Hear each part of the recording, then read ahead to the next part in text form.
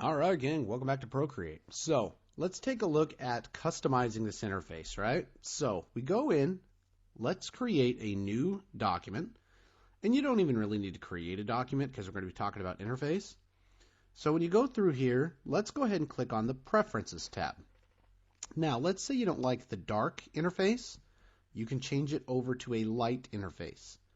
I prefer the dark interface because some of my colors stand out not as much as I want them to, and I don't get a really true look at them when I have the lighter interface on.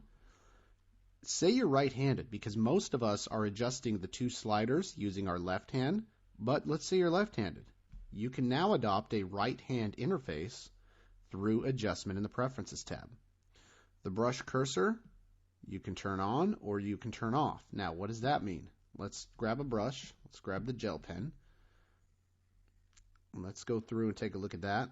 Now, if we go through and we go here and we turn off the brush cursor, you can still see that we get the same effect. But now let's crank this bad boy up substantially. Let's grab a brush like the airbrush. Okay. All right. Brush cursor on. Now you see the brush cursor here? Now, let's get some red on there. It shows the extent of the brush and where the brush is going. You see the little black line? If you take the brush cursor off, now the black line has just disappeared. So that's what the brush cursor does. Now, AirPlay, for those that are Mac to Mac, AirPlay is a system which will allow your iPad to communicate with your Mac. Again, I'm using iPad to PC, so that won't apply to me. Now, let's go ahead and clear the canvas. The next preferences that you'll look at, rapid undo delay. So if you increase this, right, it will wait almost 2 seconds at max for you to rapid undo. Now, what does that mean? All right, let's do this. Let's turn it down to half a second. All right, give or take. So I'm going to go ahead and with this, I'm going to put down 3, 4, 5, 6, 7, 8, 9, 10, 11, 12, 13 dots. Okay, 13 dots. Now, if I use my 2 fingers for gestures, you've seen this show, you see that it does one undo at a time. Now, if I hold them, it's going to rapid undo. And now, hit with 3 fingers, and you get redo. And you see the rapidness? This setting, it waits 0.5 seconds in order to engage rapid undo.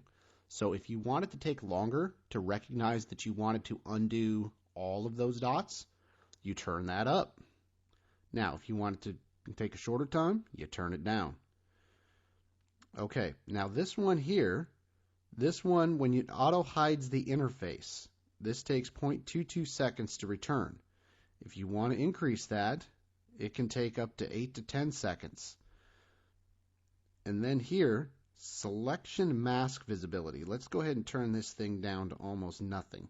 You see how it's very gray here? And over here, it almost goes a perfect black and white.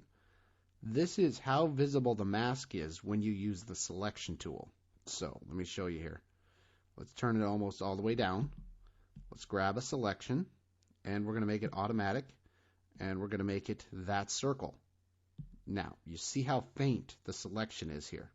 You see how the marching hands aren't nearly as bright? If you want to make dead sure that you know what you're doing, turn that visibility opacity all the way up. And now you can clearly see what's selected and what's not. All right, connecting a third-party stylus. Again, most of you are probably using the Apple Pencil. There are other styluses out there that you can buy. I would not recommend it. I think the Apple Pencil, for the $100 that it costs right now, is absolutely phenomenal. Now, editing the pressure curve is key.